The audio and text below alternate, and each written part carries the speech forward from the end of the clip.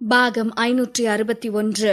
அவந்திகா, நீ ஒன்னும் கவலைப்படாத, இந்த பிரச்சனையெல்லாம் நான் சீக்கிரமே சரி பண்ணிடுறேன் என்று நரேன் சொல்லவும் அவந்திகாவின் கண்கள் மின்னியது. ஒரு மின்மினி போல தன் கண்களை மூடி முழித்தவள், அப்போ ஓகே நரேன், நான் இப்போ கீழே போகவா?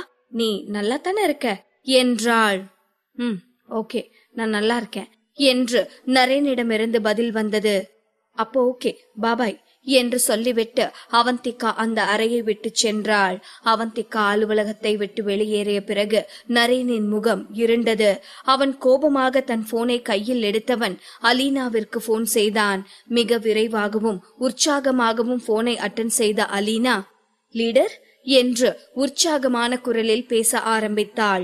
ஆனால் அதற்கு முற்றிலும் மாறாக நரேனின் குரல் ஏதோ நரகத்தின் அடி ஆழத்திலிருந்து எழுந்து வந்த அரக்கனின் குரல் போல் ஒலித்தது. அலீனா, நான் அவ்ளோ சொல்லி இருந்தோம், நான் சொன்னதை நீ மதிக்கல என்றான்.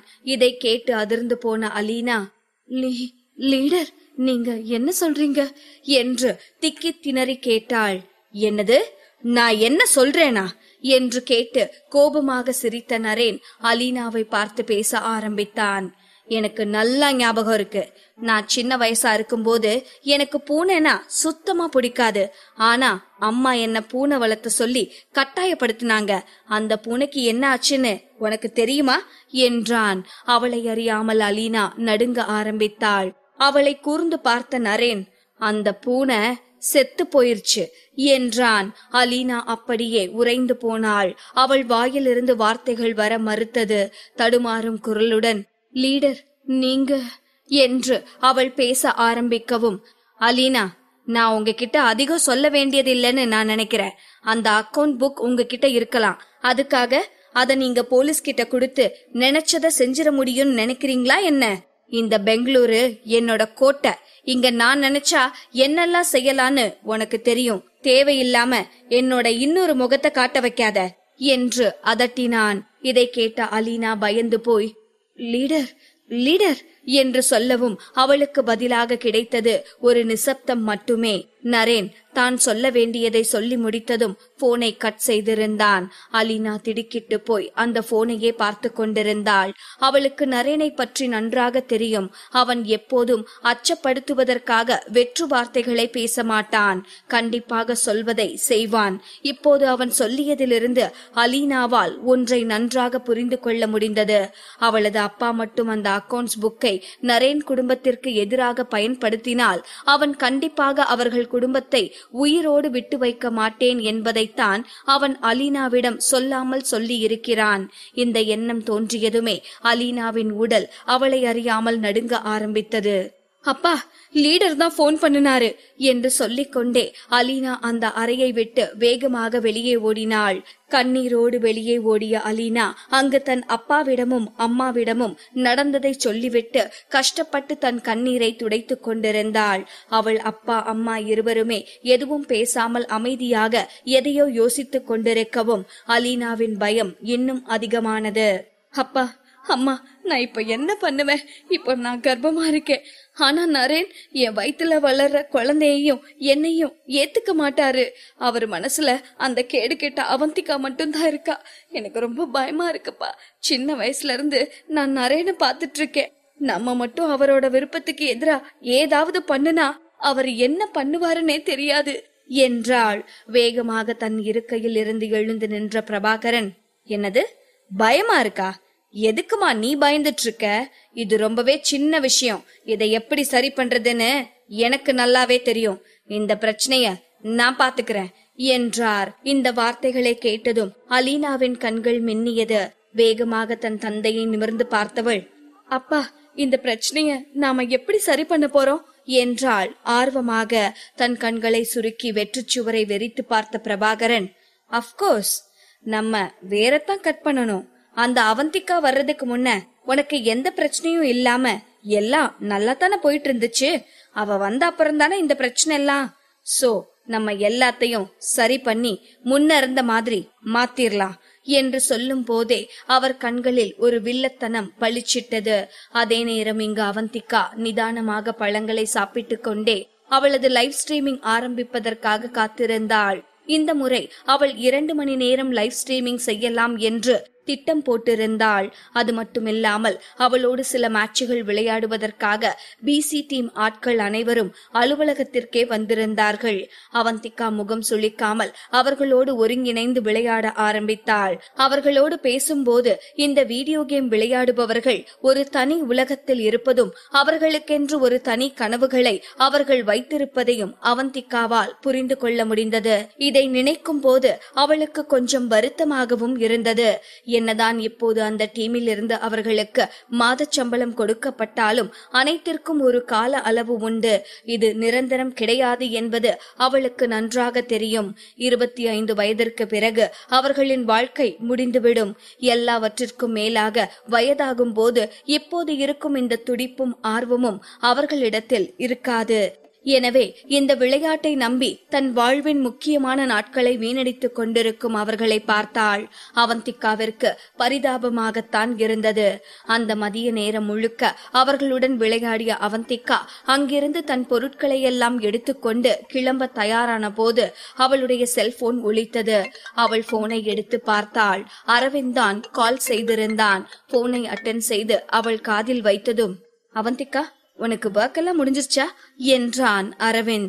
அவ்வளவுதான், இப்ப நான் கிளம்ப போறேன் என்று அவந்திகா சொல்லவும், அப்ப சரி, நான் உனக்காக கீழே வெயிட் பண்றேன் என்றான் அரவிந்த். அவந்திகாவும் சிரித்துக்கொண்டே, இதோ இப்பவே நான் கீழே வரேன் என்று சொல்லி போனை கட் செய்தாள். ஏன் என்று தெரியவில்லை. அவளுக்காக அரவிந்த் காத்திருக்கிறான் என்பதே அவளுக்கு குஷியாக இருந்தது. அவள் சந்தோஷமாக துள்ளிக்கொண்டே தன் பையை எடுத்துக்கொண்டு வெளியே வந்த நேரம் நரேன் வெளியில் நிற்பதை பார்த்தாள். தன் புருவத்தை சுருக்கி அவனை பார்த்த அவந்திகா, நரேன், நீ இங்க என்ன பண்ணிட்டு இருக்க என்று கேட்கவும், நான் உன்னை வீட்டுக்கு கூட்டிட்டு போறதுக்காக தான் வெயிட் பண்ணிட்டு இருக்கேன் என்று மிகவும் கூலாக பதில் சொன்னான் நரேன். முகம் சுளித்த அவந்திகா, இல்ல நரேன், நீ வரவேணாம், எனக்காக அரவிந்த் கீழே வெயிட் பண்ணிட்டு இருக்கேன்னு கால் பண்ணினாரு என்றாள். மீண்டும் அரவிந்தும் நரேனும் சந்தித்துக் கொண்டால் என்ன மாதிரியான விளைவு இருக்கும் என்பதை அவளால் நினைத்து பார்க்க முடியவில்லை. அப்படி ஒரு நிலை ஏற்படுவதிலும் அவளுக்கு விருப்பமில்லை.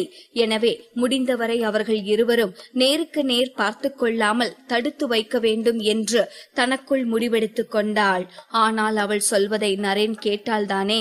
ஏதோ அவள் பேசியது தன் காதில் விழவில்லை என்பது போல் நடந்து கொண்ட நரேன், நான் உன்னை வீட்ல டிராப் பண்றேன் என்றான் மீண்டும் அழுத்தமான குரலில். அவந்திகா அதிர்ச்சி அடைந்தாள். தலையை வேகமாக ஆட்டிய அவந்திகா, இல்ல நரேன், நீ வரவேணா என்று அவந்திகா பேச ஆரம்பிக்கும் போதே, அவந்திகா, நீ ஒவ்வொரு நாளும் நைட் அந்த அரவிந்த் கூட தான் இருக்க. பகல்ல கொஞ்ச நேரம் கூட உன்னால என் கூட இருக்க முடியாதா? நான் என்ன கேட்டேன்? உன்னை வீட்ல கொண்டு போய் டிராப் பண்றேன்னு தானே கேட்டேன். அத கூட நீ வேணான்னு சொல்ற. அப்போ என்ன அர்த்தம்? உனக்கு என்ன பிடிக்கலையா என்று சொன்ன அவனது குரலில் உண்மையிலேயே அவந்திகாவால் பெருத்த சோகத்தை பார்க்க முடிந்தது. அவந்திகா எப்போதும் முரட்டுத்தனமான நரேனைத்தான் பார்த்து பழகி இருக்கிறாள். உண்மையில் நரேனின் இந்த முகத்தை பார்ப்பதற்கு அவந்திகாவிற்கும் மிகவும் வித்தியாசமாகத்தான் இருந்தது. இப்போது நரேனை மறுத்து பேச அவளுக்கே கொஞ்சம் வருத்தமாகத்தான் இருந்தது.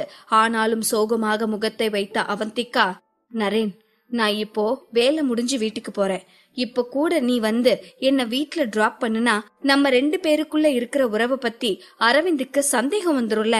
எனக்கு பயமா இருக்கு என்றாள். இதை கேட்டதும் மேகமூட்டம் போல நரேனின் முகத்தில் கோபமூட்டம் ஏற்பட்டது. என்ன செய்வது என்று தெரியாமல் அவந்திகா பயந்து போய் நின்று கொண்டிருக்க அவள் கொஞ்சம் கூட எதிர்பாராத வகையில் சரி என்று சொன்ன நரேன் அப்படியே ஒதுங்கி நின்றான். அவந்திகா கொஞ்சம் அதிர்ந்து போனாள். ஆனால் அவனை கடந்து லிப்டை நோக்கி சென்றாள். அவள் 2 அடி எடுத்து வைத்ததும் அவளுக்கு பின்னால் காலடி சத்தம் கேட்டது. கொஞ்சம் திகைத்து போன அவந்திகா திரும்பி பார்க்கவும், நானும் கிளம்புறேன் என்றான் நரேன். அதை பற்றி பெரிதாக கண்டு கொள்ளாத அவந்திகா லிப்டிற்குள் நுழையும் நேரம் லிப்ட் மூடப்பட்டது. ஸ்டாப் என்று சொல்லிக் கொண்டே அவந்திகா லிப்டை நோக்கி வேகமாக முன்னே சென்றாள். அவள் வேகமாக ஓடிச் சென்று மூட இருந்த லிப்டை கையை வைத்து தடுக்கவும் உள்ளே இருந்து கடுப்பான ஒரு நபர், அட யாருப்பா அது, கொஞ்ச நேரம் உங்களால வெயிட் பண்ண முடியாதா என்ன என்று சொல்லிக் கொண்டே அந்த நபர் வெளியே எட்டி பார்க்கவும் வெளியே நின்ற அவந்திகாவை பார்த்ததுதான் தாமதம். அதற்கு மேலே அவர் வாயிலிருந்து வர இருந்த வார்த்தைகள் அனைத்தும் தொண்டை குழியிலேயே நின்றுவிட்டது. அனைவர் முகத்திலும் சட்டென ஒரு மரியாதை தோன்றியது. அட, நமக்கா இவ்வளவு மரியாதை என்று அவந்திகா திகைப்போடு பார்த்து கொண்டிருக்க, நரேன் சார் என்று மிகவும் பவ்யமான முறையில் லிப்டில் இருந்தவர்கள் அழைப்பது அவந்திகாவிற்கு கேட்டது. ஆக இந்த மரியாதை அவந்திகாவிற்கு தரப்பட்டது இல்லை, அது நரேனுக்கான மரியாதை என்பது அவந்திகாவிற்கு இப்போதுதான் புரிந்தது. லிப்டிற்கு வெளியே நின்று கொண்டிருந்த நரேன் அமைதியாக தலையசைத்து, நீங்க எல்லாம் கொஞ்ச நேரம் வெயிட் பண்ணி நெக்ஸ்ட் ரவுண்ட்ல போக முடியுமா என்றான். இதற்கு யாராவது மறுப்பு சொல்வார்களா என்ன? எந்த ப்ராப்ளமும் இல்ல சார் என்று கோரஸாக சொன்னபடி அனைவரும் லிப்டில் இருந்து வெளியே வந்தார்கள். அவந்திகா திடுக்கிட்டு போனாள். இப்போது அவள் லிப்டிற்குள் செல்லும் போது நரேனும் அவளை பின்தொடர்ந்து லிப்டிற்குள் ஏறினான். ஒரு முறை அனாதையாக நின்று கொண்டிருந்த சிஇஓவிற்கான தனிப்பட்ட லிப்டை பார்த்துவிட்டு அவந்திகா நரேனை பார்த்தாள். அவனுக்கென்று ஒரு தனிப்பட்ட லிப்ட் இருந்தும் நரேன் அவளுக்காக சாதாரண லிப்டில் வருகிறான். இந்த நரேன் என்ன நினைப்புலதான் இருக்கான் என்று தன் மனதிற்குள்ளேயே கேட்டுக்கொண்டவள் கிரவுண்ட் புளோருக்கான பட்டனை அழுத்தினாள். கிரவுண்ட் புளோர் வரும் வரை இருவரும் ஒரு வார்த்தை கூட பேசவில்லை. கீழே வந்து லிப்ட் கதவு திறக்கப்பட்டதும் நரேனை பார்த்து அழகாக புன்னகைத்த அவந்திகா, ஓகே நரேன், நான் கிளம்புறேன் என்றாள். அடுத்த நொடி அவள் வெளியே செல்ல முடியாமல் அவள் கையை பிடித்த நரேன் அவளை மீண்டும் லிப்டிற்குள் ஏற்றினான். அத்தோடு லிப்ட் கதவும் மூடப்பட்டது. அவந்திகா அதிர்ந்து போனாள். என்ன நடக்கிறது என்று அவள் தெரிந்து கொள்வதற்கு முன்பாகவே அவந்திகாவை லிப்டின் ஒரு ஓரத்தில் தன் இரு கைகளையும் அவளுக்கு இரு புறத்தில் வைத்து லாக் செய்திருந்தான் நரேன். இப்போது அவன் அவளை என்ன வேண்டுமானாலும் செய்யலாம். பதற்றத்தில் என்ன செய்வது என்று தெரியாத அவந்திகா, நரேன் நீ என்ன பண்ணிட்டு இருக்க என்று கோபமான குரலில் கிட்டத்தட்ட கத்தவே செய்தாள். மென்மையாக சிரித்த நரேன், அவந்திகா, எப்போல்லாம் நான் உன் கூட பேசணும்னு வரேனோ அப்போல்லாம் நீ என்னை விட்டு விலகி விலகி போற. சோ நான் வேற வழி இல்லாம இப்படி கடுமையா நடந்துக்க வேண்டியதா இருக்கு.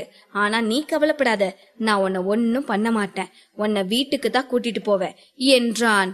உண்மைதான், அவன் செயல்கள் கடுமையாக இருந்தாலும் அவன் வார்த்தைகள் கனிவாக இருந்தன. நரேன், இதெல்லாம் ரொம்பவே டூ மச் என்று சொல்லி அவனை தன் கைகளால் தள்ளிவிட முயன்ற அவந்திகா, ஃபர்ஸ்ட் நீ இது மாதிரி குழந்தைத்தனமா நடந்துக்கிறத நிறுத்து என்றாள். அவளை கூர்ந்து பார்த்த நரேன், இல்ல என்று ஒற்றை வார்த்தையில் பதில் சொன்னான். பாகம் 562. நரேன் அவந்திகாவை லிப்டில் லாக் செய்து, நான் உன்னை கொண்டு வந்து வீட்ல விடணும் என்று சொன்ன போது அவந்திகாவால் அவனிடமிருந்து தப்பிப்பதற்கு வேறு வழி தெரியவில்லை. அவள் சாதாரணமாக இருக்கும் போதே அவளால் நரேனை தன் பலம் கொண்டு தள்ளிவிட முடியாது. இப்போது வேறு அவள் கர்ப்பமாக இருக்கிறாள். அதனால் அவள் எது செய்தாலும் யோசித்து செய்ய வேண்டியிருந்தது. ஒரு நொடி அமைதியாக இருந்தவள், ஓகே நரேன், நான் உன் கூட வரேன். ஆனா இப்போ அரவிந்த் எனக்காக வெயிட் பண்ணிட்டு இருக்காரு. அட்லீஸ்ட் நான் அவருக்கு ஒரு மெசேஜ் அனுப்ப பெர்மிஷன் கொடுப்பியா என்றாள். கண்களை சுருக்கி சிரித்த நரேன், தேவையில்ல, நீ அவனுக்கு மெசேஜ் எல்லாம் அனுப்ப வேணாம் என்றான். இதற்கும் அவன் முட்டுக்கட்டை போடுவான் என்று அவந்திகா எதிர்பார்க்கவில்லை. அவள் நம்ப முடியாமல் அவனை பார்த்து கொண்டிருக்க, நான் அரவிந்துக்கு கால் பண்ணி இன்ஃபார்ம் பண்ணிடுறேன் என்று சொல்லிக்கொண்டே தன் போனை எடுத்து அரவிந்திற்கு கால் செய்தான் நரேன். அடுத்த நொடி அரவிந்த் போனை அட்டன் செய்தான். ஒரு ஹலோ கூட சொல்லாத நரேன், நான் அவந்திகாவை வீட்டுக்கு கூட்டிட்டு வந்துடுறேன் என்று வில்லத்தனமாக சொன்ன நரேன் மிகவும் ஸ்டைலாக போனை கட் செய்தான். அவந்திகா வாயடைத்து போய் அவனை பார்த்து கொண்டிருந்தாள். அவன் அவந்திகாவிடம் பேசும் முறையும் அரவிந்திடம் பேசும் முறையும் முற்றிலும் வேறு விதமாக இருந்தது. ஒருவேளை இவன் ஸ்பிளிட் பர்சனாலிட்டியாக இருப்பானோ என்று கூட அவளுக்கு தோன்றியது. அவனுடைய இந்த கர்வத்தையும் குழந்தைத்தனத்தையும் கண்டு முகம் சுளித்த அவந்திகா ஒரு ஆழ்ந்த பெருமூச்சு விட்டு, அப்போ சரி, இப்பவாச்சும் என்ன விடுவியா என்றாள். ஒரு முறை நரேன் அவளை மேலிருந்து கீழாக பார்த்தான். இன்னும் அவந்திகா அவனுடைய பிடியில்தான் சிக்கிக் கொண்டிருந்தாள். மென்மையாக தனக்குத்தானே புன்னகைத்தவன், ஆனா எனக்கு இப்படி இருக்கிறது ரொம்பவே பிடிச்சிருக்கே என்றான். அடிங்க ஏற்கனவே நீ ரொம்ப பண்ணிட்டடா என்று சொல்லிக் கொண்டே அவந்திகா அவனை தள்ளியதும் நரேன் சிரித்துக் கொண்டே விலகி நின்றான். அதே நேரம் லிப்டும் கீழே லெவல் 2 பார்க்கிங்கிற்கு வந்திருந்தது.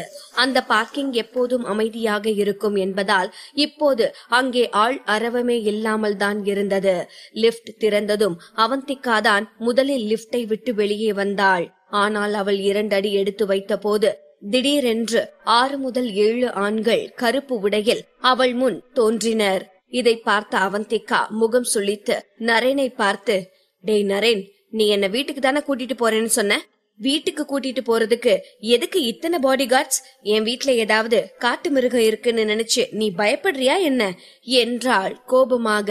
அவள் முழுமையாக இதை சொல்லி முடிப்பதற்குள்ளாகவே நரேன் அவள் கையை பிடித்து இழுத்தான். அவள் நிலை தடுமாறி மீண்டும் லிப்டிற்குள் சென்றாள். கண்களை விரித்த அவந்திகா கோபமாக அவனை திட்ட வாயை திறக்கவும், அவந்திகா பத்திரமா இரு, இவனுங்க என்னோட ஆளுங்க இல்ல என்றான் நரேன். அவந்திகா அதிர்ந்து போனாள். அவர்கள் அவனுடைய ஆட்கள் இல்லை என்றால் யாராக இருக்க முடியும்? அவர்கள் ஒவ்வொருவரின் கண்களிலும் கொலை வெறியை அவந்திகாவால் பார்க்க முடிந்தது. அதே நேரம் அந்த கூட்டத்தில் இருந்த ஒருவன் 1 அடி முன்னால் எடுத்து வைத்து, டேய் அவளை பிடிங்கடா என்று கத்தினான். அவனது கட்டளையை கேட்டதும் அனைத்து ஆட்களும் அவந்திகாவை நோக்கி ஓடி வந்தார்கள். அவள் அப்படியே ஸ்தம்பித்து போனாள்.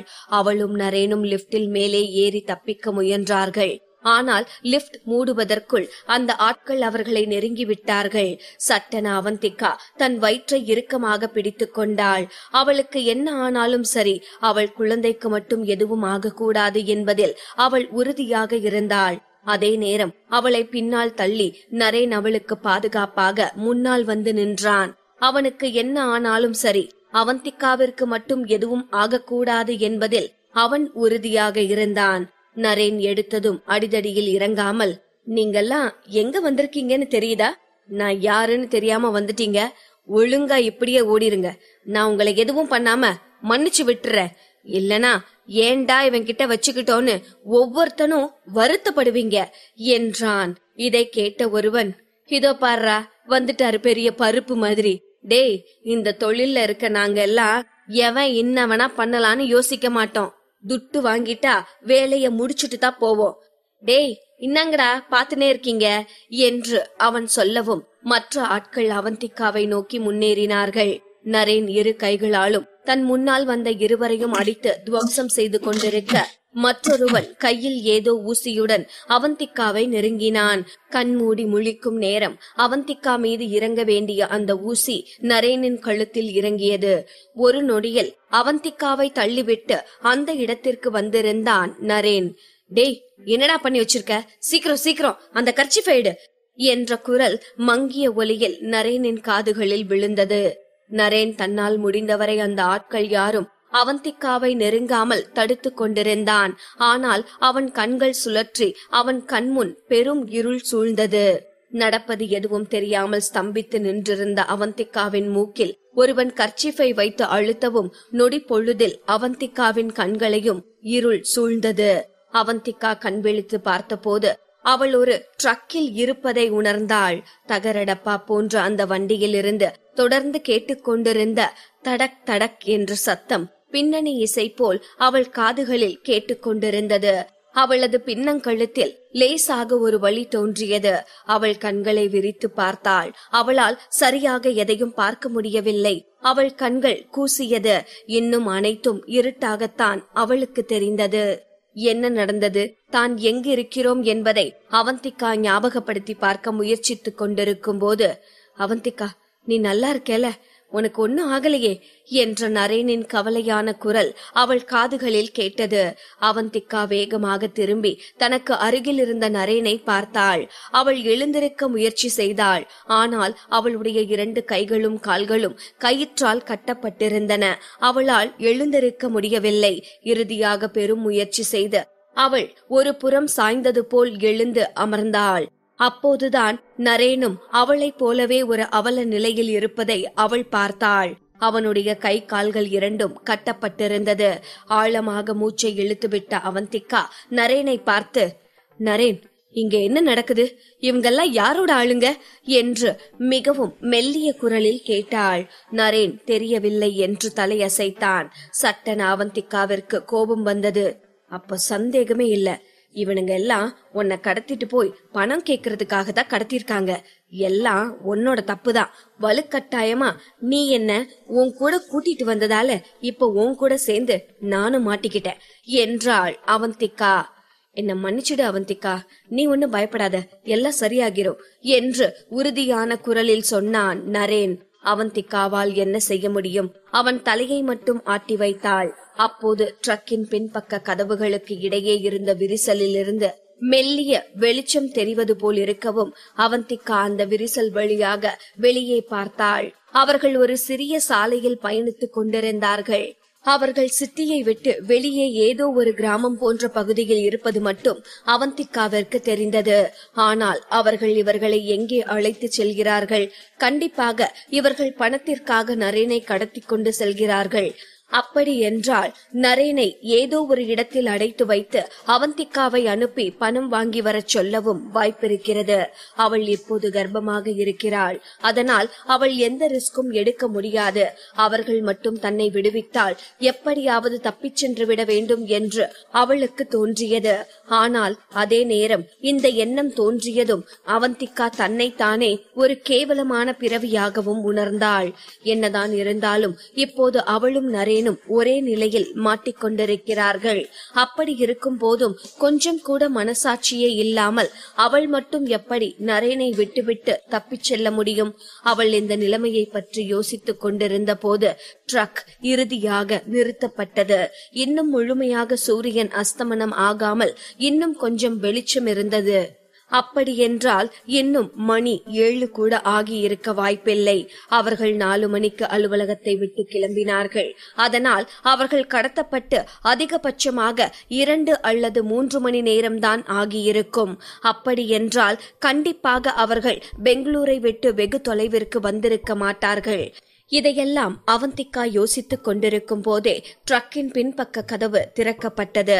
அதைத் தொடர்ந்து ஏதோ கோழியை தூக்கி போடுவது போல அவந்திகா அந்த ட்ரக்கில் இருந்து கீழே தூக்கி போடப்பட்டாள். நல்ல வேளையாக அவள் வயிறு தரையில் படாமல் வேறு புறமாக திரும்பிக் கொண்டாள். இல்லை என்றால் கண்டிப்பாக அவள் குழந்தைக்கு ஏதாவது ஆகியிருக்கலாம். தன் உதட்டை கடித்துக் கொண்டு அவந்திகா நிமிர்ந்து பார்க்கவும் அந்த ஆட்கள் இப்போது நரேனையும் அதே போல் கீழே தூக்கி போட்டார்கள்.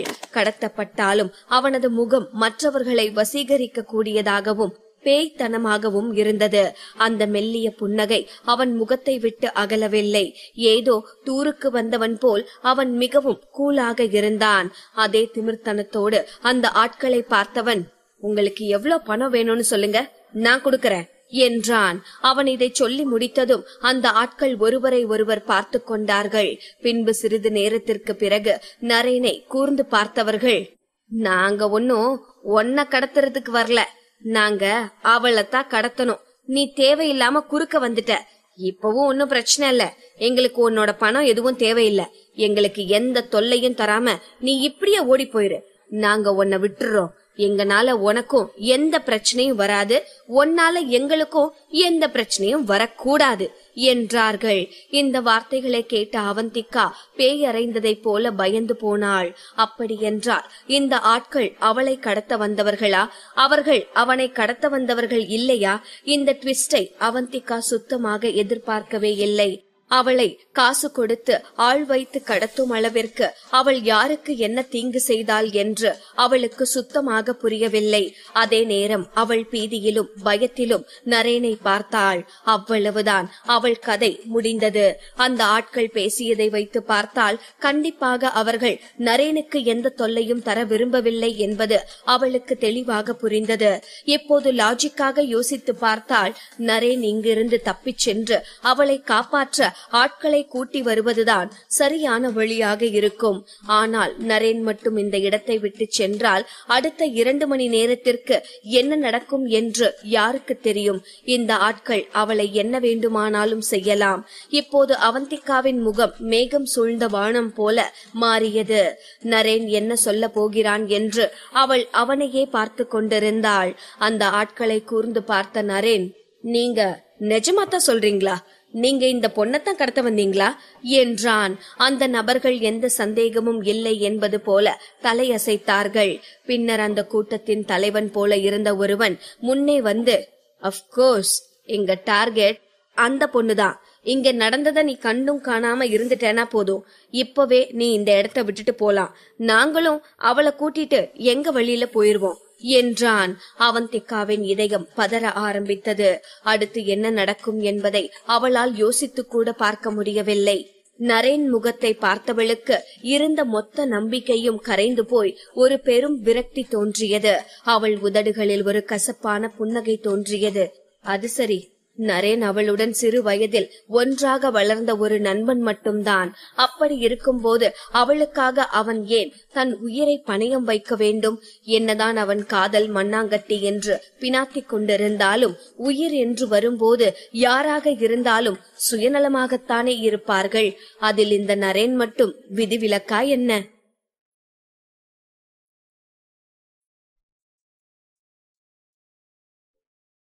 பாகம் 563. அவந்திகாவையும் நரேனையும் கடத்தி வந்த ஆட்கள் தங்கள் நோக்கம் அவந்திகாதான், நரேன் இல்லை என்று சொல்லவும் அவந்திகாவிற்கு குலை நடுங்க ஆரம்பித்தது. சட்டென நரேனை திரும்பி பார்த்தவள் முகத்தில் ஒரு கசப்பான புன்னகை தோன்றியது. என்னதான் இருந்தாலும் நரேன் அவளுக்கு ஒரு சாதாரண நண்பன் மட்டும்தான். அவளுக்காக அவன் தன் உயிரை பணயம் வைக்க முன்வர மாட்டான் என்பதுதான் அவந்திகாவின் எண்ணமாக இருந்தது. இதை யோசித்தவள் தன்னைத்தானே சமாதானப்படுத்தும் விதமாக, ஏ அவந்தி, நீ என்ன லூசு மாதிரி யோசிச்சுட்டு இருக்க? ஒருவேளை நரேன் உன் கூட இருந்தாலும் என்ன ஆகிர போகுது? அவனும் உன் கூட சேர்ந்து அடைஞ்சு கிடக்க வேண்டிதான். அவன் இங்க இருந்து போனா கூட அரவிந்துக்கு தகவல் சொல்லி அவனை இங்க அனுப்பி வைப்பான் என்று யோசித்த அவந்திகா நரேனை பார்த்து, நரேன் சார், நீங்க இங்க இருந்து போங்க. நான் ஒன்னும் உங்களை தப்பா நினைச்சுக்க மாட்டேன். உங்களுக்கு ஆபீஸ்ல நிறைய வேலை இருக்கும். உங்களுக்காக ஆபீஸ்க்கு வெளியே காரும் காத்துட்டு இருக்கு. இந்த சாதாரண வர்க்கருக்காக நீங்க கஷ்டப்பட வேணாம் என்றாள். அவள் ஆபீஸிற்கு வெளியே கார் காத்து கொண்டிருக்கிறது என்ற வார்த்தையை அழுத்தி சொல்லியதன் மூலம் என்ன சொல்ல வருகிறாள் என்பது நரேனிற்கு புரியாதா என்ன? அரவிந்திற்கு தகவல் தெரிவிக்க வேண்டும் என்பதைத்தான் அவளது வார்த்தைகள் குறிப்பாக உணர்த்தியது. ஆனால் இந்த வார்த்தைகளை சொல்லி முடித்ததும் அவள் துளியும் எதிர்பார்க்காத வகையில் நரேனின் முகத்தில் பெரும் கோபம் தோன்றியது. கோபமாக அவளை முறைத்து பார்த்த நரேன், அவந்திகா, உன் மனசுல எப்பவும் அவனை விட நான் தாழ்ந்தவனாத்தான் இருக்கேன்ல. நான் அவனுக்கு ஈக்குவலா ஆகவே முடியாதில்ல என்றான். அவனுடைய பேச்சு அவளை குழப்பியது. திடீரென்று அவனுக்கு கோபம் எங்கிருந்து வந்தது என்று அவளுக்கு தெரியவில்லை. குழப்பமான முகபாவத்துடன் திரும்பி அவனை பார்த்தாள். மறுபுறம் நரேன் அந்த ஆட்களை பார்த்து, பிரதர்ஸ், நான் யாருன்னு உங்களுக்கு இப்போ நல்லாவே தெரியும். சோ நம்ம சண்டை போட வேணாம். நம்ம பொறுமையா பேசி ஒரு முடிவுக்கு வரலாம். இந்த வாழ்க்கை இதோட முடிய போறதில்ல. இப்ப மட்டும் நீங்க இங்க 2 பேரையும் போக விட்டா எதிர்காலத்துல உங்களுக்கு என்ன உதவி வேணும்னாலும் செய்ய நான் தயாரா இருக்கேன். இப்பவே நீங்க எவ்வளவு பணம் கேட்டாலும் நான் உடனே கொண்டு வர சொல்றேன். அப்படி இல்லனா நீங்க தேவையில்லாத பின் விளைவுகளை சந்திக்க வேண்டி வரும் என்றான். அவன் இவ்வளவு தெளிவாக சொன்ன பிறகு அங்கு இருப்பவர்களுக்கு புரியாதா என்ன? அந்த ஆட்கள் தங்கள் தலைவனையும் நரேனையும் மாறி மாறி பார்த்தார்கள். அவர்களது தலைவன் பார்ப்பதற்கே மிகவும் கொடூரமானவனாகவும் இரக்கமற்றவனாகவும் தெரிந்தான்.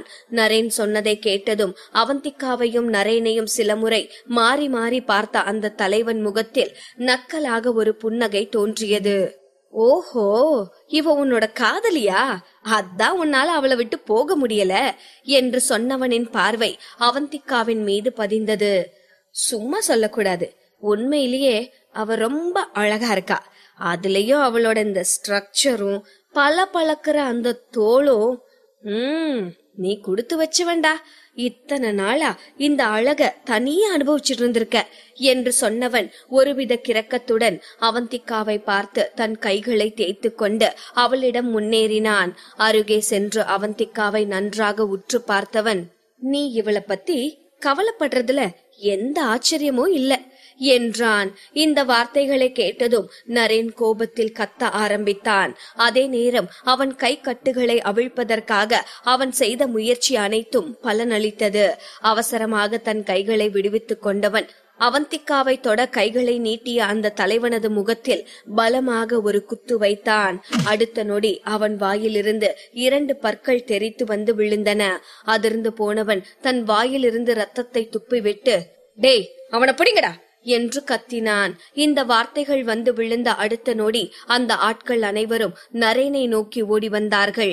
என்னதான் நரேன் கராத்தேவில் எக்ஸ்பர்ட் ஆக இருந்தாலும் இப்போதைக்கு அவனுக்கு போடப்பட்ட மயக்க ஊசியின் விளைவு இன்னும் அவனுக்குள் இருந்தது. அதைவிட அவனுக்கு எதிரே பெரும் கூட்டம். இங்கு அவந்திக்காவோ ஒரு சிறு அடியை கூட தாங்க முடியாத நிலையில் இருக்கிறாள். இப்போதைக்கு நரேனின் ஒரே நோக்கம் அவந்திக்காவிற்கு எதுவும் ஆகாமல் பாதுகாப்பது மட்டுமாக இருந்தது. தன் கண்களை சுருக்கி தன் எதிரே வருபவர்களை சுற்றி பார்த்தவன் உடனே தன் உடலை தாழ்த்தி குனிந்து தன் தலையை பிடித்துக் கொண்டு அவந்திக்காவின் முன் உருண்டு சென்றான். இதையடுத்து அவன் மீது அடி, குத்து, உதை என்று அனைத்தும் மழையாக பொழிய தொடங்கியது. நீ நரேனாயிரு இல்ல கிரேனாயிரு, அத பத்தியெல்லாம் எனக்கு கவலை இல்ல. என்ன தைரியம் இருந்திருந்தா நீ ஏன் மேலேயே கை வச்சிருப்ப. இன்னைக்கு உன்னை சாகடிக்காம விடமாட்டேன்டா. டேய் எல்லாரும் அவனை அடிச்சு கொல்லுங்கடா என்று நரேனிடமிருந்து குத்து வாங்கிய அந்த தலைவன் கத்திக் கொண்டிருந்தான். இந்த வார்த்தைகளை கேட்டதும் அவனுடைய ஆட்கள் முன்பை விட ஆக்ரோஷமாகவும் வேகமாக தங்கள் அடிமழையை பொழிய ஆரம்பித்தார்கள். இதையெல்லாம் பார்த்த அவந்திக்கா நரேனுக்கு பின்னால் இருந்து எழுந்திருக்க முயன்றாள். ஆனால் சட்டென தலையை நிமிர்த்திய நரேன் அவளை கூர்ந்து பார்த்து நோ என்று சொல்லவும் அவந்திக்கா அப்படியே உறைந்து போனாள். நரேன் சட்டென அந்த கூட்டத்தின் தலைவனை குத்தி அவன் பற்களை உடைத்ததும் அவந்திக்கா அவனை ஒரு பெரும் முட்டாள் என்றுதான் நினைத்தாள். என்னதான் அவன் பெரிய வீரனாக இருந்தாலும் இப்போது 10-20 பேர் சேர்ந்து அவர்களை கடத்தி வந்திருக்கிறார்கள். இந்த நேரத்தில் அவர்கள் பேசுவதையெல்லாம் பொறுத்து கொண்டுதான் ஆக வேண்டும். அதை விடுத்து இப்படி கோபப்பட்டால் கண்டிப்பாக அது அவர்கள் தலையில் அவர்களே மண்ணை வாரி போட்டுக் கொள்வது போல்தான் என்று அவந்திக்கா எண்ணி இருக்க, இப்போது நரேனின் பார்வையை பார்த்ததும் தான் இது எல்லாம் நரேன் திட்டம் போட்டு செய்திருக்கிறான் என்பது அவந்திக்காவிற்கு புரிந்தது. அந்த கூட்டத்தின் தலைவன் அவந்திக்காவை பயன்படுத்திக் கொள்ள நினைத்தான். அந்த நேரம் நரேன் அவனை அடித்ததால் அந்த கூட்டத்தின் கவனம், கோபம் அனைத்தும் இப்போது நரேன் மீது திரும்பிவிட்டது. இப்போதைக்கு அவந்திக்காவை அவர்கள் கண்டு கொள்ள மாட்டார்கள். ஒருவேளை அவன் மட்டும் இப்போது அடிவாங்காமல் எதிர்த்து சண்டையிட்டாலும் அது அவந்திக்காவிற்கு ஆபத்தாகத்தான் முடியும். அவனை தாக்க முடியாதவர்கள் அவந்திக்காவைத்தான் குறிவைப்பார்கள். அவள் எந்த மூர்க்கத்தனமான செயல்களுக்கும் ஆளாக கூடாது என்பதற்காக மட்டுமே இந்த கூட்டத்தின் கவனத்தை ஈர்ப்பதற்காக அவன் தன்னை ஒரு தூண்டிலாக பயன்படுத்தி இருக்கிறான் என்பது அவந்திக்காவிற்கு புரிந்தது. நரேன் அடி வாங்குவதை அவந்திக்கா வெறித்து பார்த்து கொண்டிருந்தாள். அவன் தன் தலையை தன் கைகளுக்குள் புதைத்துக் கொண்டிருந்தான். இதை பார்த்த அவந்திக்காவின் கண்கள் சிவந்தது. அவன் இதிலிருந்து விலகி சென்றிருக்கலாம், அவன் வெளியேறியிருக்கலாம். ஆனால் அவளை காக்க அவன் ஏன் இத்தனை சிரமங்களை தாங்கிக் கொண்டிருக்கிறான்? அவள் நம்ப முடியாமல் அவனை பார்த்தாள். அவளுக்கு நிறைய கலவையான உணர்வுகள் ஒரே நேரத்தில் தோன்றின. அவள் ஆரம்பத்தில் அவனை வெறுக்க வேண்டும் என்பதில் உறுதியாக இருந்தாள். ஆனால் இப்போது அவள் மனம் அவனுக்காக இளகியது. அவள் மெல்ல மெல்ல ஒரு அடி பின்வாங்கி ஒரு மூலையில் சுருங்கி முடிந்தவரை யார் கண்ணிலும் படாதபடி அமர்ந்தாள். அவள் சுயநலவாதி என்று அவளுக்கு தெரியும். ஆனால் அவள் இதை செய்ய வேண்டியிருந்தது. ஏனென்றால் அவளுக்கு அவள் குழந்தையை பாதுகாப்பாக பார்த்து கொள்ள வேண்டும். அவள் அவசரப்பட்டு எதுவும் செய்யக்கூடாது. ஆனால் திடீரென்று அவள் கண்களில் கண்ணீர் தேங்கி அவள் கண்கள் மங்கலானது. அவளுக்கு தெரியும், கண்டிப்பாக இந்த ஆட்கள் நரேனை ஒன்றும் செய்ய மாட்டார்கள். நரேனுக்கு மட்டும் ஏதாவது ஆனால் ஒட்டுமொத்த பெங்களூரே கொந்தளித்து போகும் என்பது தெரியாத முட்டாளாக அவர்கள் இருக்க வாய்ப்பில்லை. ஆனாலும் அவர்கள் இப்போது அவனை அடித்துக் கொண்டிருப்பதை பார்த்தால் அவன் உடலில் உயிரை தவிர வேறு எதுவும் இருக்காது என்று அவளுக்கு தோன்றியது. டேய் செத்துற போறான், அவனை விடுங்கடா என்று அந்த தலைவன் குரல் கொடுக்கவும் இறுதியாக அந்த ஆட்கள் நரேனை விட்டு விலகிச் சென்றார்கள். அவந்திக்கா யாரும் கவனிக்காதபடி அவனை நெருங்கி வந்து தழுதழுக்கும் குரலில், நரேன் உனக்கு ஒன்னும் ஆகலையே, நீ நல்லா இருக்கேல என்றாள். இந்த நிலையிலும் அவன் முகத்தில் ஒரு மெல்லிய புன்னகை தோன்றியது. எனக்கு என்ன, நான் நல்லா இருக்கேன். இந்த ஆளுங்க ஒரு எலும்ப கூட உடைக்கல என்று நிதானமான குரலில் சொன்னவன் அவந்திகாவை நிமிர்ந்து பார்த்து, அவந்திகா, இந்த ஆளுங்க சாதாரணமானவங்க இல்ல, நீ பாதுகாப்பா இருக்கணும், என் கூட வா என்றான் கிசுகிசுக்கும் குரலில். கண்ணீருடன் அவள் தலையசைத்தாள். ஒரு முறை நரேனை திரும்பி பார்த்த அந்த தலைவன் நரேன் உடலில் ஏற்பட்டிருக்கும் காயங்களை பார்த்து திருப்தியாக புன்னகைத்தவன் தனக்கு ஏற்பட்ட காயங்களுக்கு மருந்து போட ஆரம்பித்தான். அவன் இப்போதைக்கு அவந்திகாவை தொந்தரவு செய்யும் மனநிலையில் இல்லை. இதனால் நரேனும் அவந்திகாவும் கொஞ்சம் மூச்சு விட முடிந்தது. ஆனால் அந்த ஆட்கள் நரேனையும் அவந்திகாவையும் ஒன்றாக ஒரு சிறிய அறைக்குள் போட்டு அடைத்தார்கள். தரையில் வைக்கோல் குவியலை தவிர அறையில் எதுவும் இல்லை. அவந்திகா எழுந்து சென்று அந்த வைக்கோலை பரப்பிவிட்டு நரேனை அதன் மீது மெதுவாக படுக்க வைத்தாள். பின்பு அவனை உற்று பார்த்தவள் அவன் உடலில் இருந்த காயங்களை மெதுவாக தொட்டு பார்த்தாள். அவளது செயல்களை பார்த்து சிரித்த நரேன், அவந்திகா, எனக்கு அடிபட்டிருந்தாலும் நீ என்ன ரசிக்கிறத விடமாட்ட போல தெரியுதே என்றான் விளையாட்டாக. அவந்திகாவின் கைகள் அப்படியே உறைந்து போனது. ஒரு நொடி அவன் சொன்னதன் அர்த்தம் புரியாமல் யோசித்தவள் பின்பு அவனை முறைத்து பார்த்து, டேய் வெண்ண, இவ்ளோ அடிபட்டிருக்க போவோம், நீ அடங்க மாட்டியா என்றாள். இதை கேட்டு சத்தமாக சிரித்த நரேன், அது என்னமோ தெரியல அவந்திகா, நீ தொட்டது அவ்வளோ ஜாலியா இருந்துச்சு, நீ ஏன் இன்னும் கொஞ்ச நேரம் இத செய்யக்கூடாது என்றான். பைத்தியம் பைத்தியம், கொஞ்சமாச்சும் டீசென்டா நடந்துக்கோடா என்று அவனை திட்டிய அவந்திகா அவன் மீது இருந்து கையை எடுத்தாள். நரேன் இன்னும் சத்தமாக சிரித்து கொண்டுதான் இருந்தான். ஆனால் அவந்திகா அவன் மீது இருந்த கையை எடுத்ததும் தான் அவன் உடம்பில் ஏற்பட்ட அந்த படபடப்பு கொஞ்சம் அடங்கியது. ஒரு ஓரமாக அமர்ந்து தன் காலை கட்டி கொண்டிருந்த அவந்திகா மெதுவாக வெளியே பார்த்து, நரேன், நீ ஏன் இங்கிருந்து கிளம்ப கூடாது என்றாள். கண்களை சுருக்கி அவளை கோபமாக பார்த்த நரேன், நீ இங்க இருக்கும்போது நான் எப்படி போவேன் அவந்திகா என்றான். அவன் சொன்னது அவந்திகாவிற்கு அதிர்ச்சியாக இருந்தது. இத்தனை நாட்களாக நரேன் தன்னை ஒரு பொம்மை போலத்தான் நடத்துகிறான் என்று நினைத்து கொண்டிருந்த அவந்திகாவிற்கு இப்போது அவன் சொன்னது மிகவும் ஆச்சரியத்தை உண்டு பண்ணியது. அவள் மெதுவாக நரேனிடம், நரேன், நான் சொல்றது உனக்கு புரியுதா இல்லையா? இப்போ நாம 2 பேரும் இங்க இருந்தா அப்புறம் நாம 2 பேரும் இங்கேயே இருந்துட வேண்டிதான். யாராச்சும் ஒரு ஆளாச்சும் இங்க இருந்து வெளியே போனா மட்டும்தான் நாம இங்க இருந்து தப்பிக்க முடியும் என்றாள். வெளியே போக முடியலன்னா என்ன, நம்ம 2 பேரும் ஒன்னா இங்கேயே செத்து போயிடலாம் என்றான் நரேன். அவன் சொன்னதை கேட்டு, இவ என்ன லூசா, நான் ஒன்னு சொன்னா இவன் ஒன்னு பேசுறான் என மனதிற்குள்ளேயே நினைத்து கொண்டாள் அவந்திகா. அவன் பேசியதில் சோர்ந்து போன அவந்திகா அதற்கு மேல் அவனிடம் என்ன பேசுவது என்று தெரியாமல் அமைதியாக இருந்தாள். அந்த அறை முழுக்கவும் நிசப்தத்தால் நிரம்பி கிடந்தது. நரேன் மூச்சு விடும் சத்தத்தை அவந்திகாவால் தெளிவாக கேட்க முடிந்தது. அந்த சத்தத்திலிருந்தே அவன் எவ்வளவு வலியுடன் இருக்கிறான் என்பதை அவந்திகாவால் உணர முடிந்தது. ஆனால் நரேனோ அந்த வலியை எல்லாம் வெளிக்காட்டிக் கொள்ளவே இல்லை.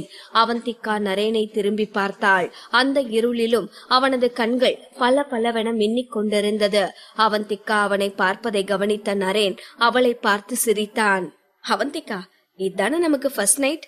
ஐ மீன், நீயும் நானும் நைட் டைம்ல இப்படி ஒன்னா இருக்கிறது இதுதானே முத தடவைன்னு கேட்டேன் என்றான் நரேன். நரேன், டீசென்டா பேசுன்னு உனக்கு நான் அப்பவே சொன்னேன் என முறைத்தாள் அவந்திகா. சரி சரி, முறைக்காத, சும்மா விளையாட்டுக்குதான் அப்படி சொன்னேன் என்ற நரேன் தொடர்ந்து பேசினான். நான் இப்ப இங்க இருந்து போகாம இருக்கிறது தான் நல்லது.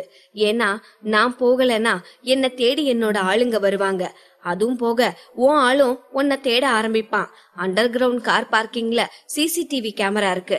அதனால நமக்கு என்ன நடந்ததுன்னு அவங்க சீக்கிரமே கண்டுபிடிப்பாங்க என்றான் நரேன். அவன் சொன்னதை கேட்டு தலையாட்டிய அவந்திகா, அப்புறம் எதுக்காக நீ பயப்படுற என்று கேட்டாள்.